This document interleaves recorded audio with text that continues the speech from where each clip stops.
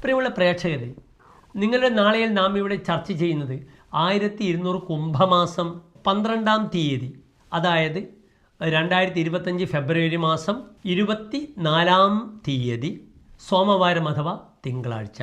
തിങ്കളാഴ്ചത്തെ തൃശ്ശൂർ സൂര്യോദയം കാലത്ത് 6:50-നും അസ്തമയം വൈകിട്ട് 6:30-നും ആകുന്നു. രാഹുകാലം തിങ്കളാഴ്ച നിങ്ങൾക്ക് സുപരിചിതമാണ്. കാലത്ത് 7:30 മുതൽ 9 മണി വരെയുള്ള 1.5 മണിക്കൂർ ദൈർഘ്യ സമയമാകുന്നു രാഹുകാലം.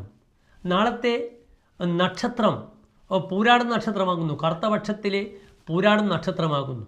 കരിമ്പൂരാടം എന്നാണ് കറുത്തപക്ഷത്തിലെ പൂരാടത്തിന് പറയുക.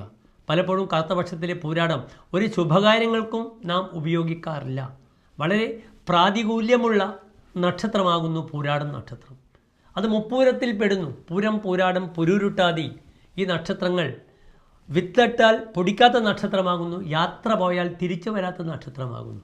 നാളത്തെ തിഥി കറുത്തപക്ഷത്തിലെ ഏകാദശി തിഥിയാകുന്നു. 11-ാമത്തെ തിഥിയാകുന്നു. ഈ ഏകാദശി വളരെയധികം പ്രാധാന്യമുണ്ട് ശ്രീകൃഷ്ണനുമായി ബന്ധപ്പെട്ട വിഷയത്തിൽ.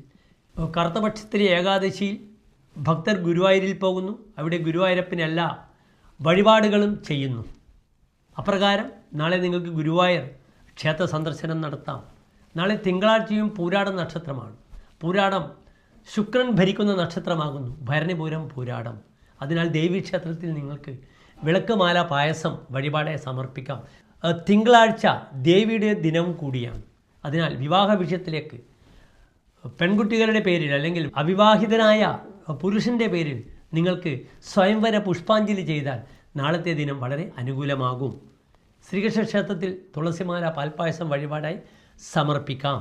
എല്ലാ പ്രിയപ്പെട്ട പ്രേക്ഷകർക്കും നാളെ ഒരു ശുഭമുഹൂർത്തവും നൽകുന്നില്ല. എല്ലാ പ്രിയപ്പെട്ട പ്രേക്ഷകർക്കും ശോഭനമായ നല്ല നാളെ ആശംസിക്കുന്നു. നന്ദി, നമസ്കാരം.